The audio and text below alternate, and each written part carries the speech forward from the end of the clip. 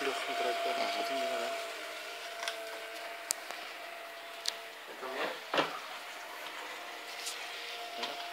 Kijk of er geen lekkage is, hè? Ziet er goed uit. Dus dit is namelijk de pomp. Hij pompt van hier. Hier heb je een radiator met 3 fans. Dat is een autoradiator. Van daaruit komt hij naar de processor. Hier is de processor. In plaats van ventilator hebben we waterkoeling. Van de processor gaat hij weer naar de radiator met extra fan.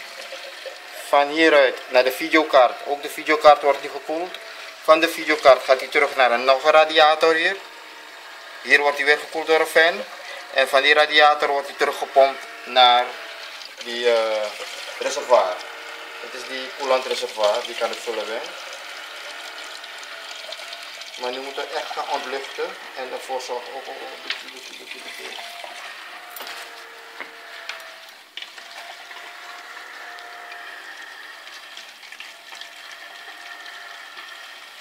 Wat is dat? Die koelant is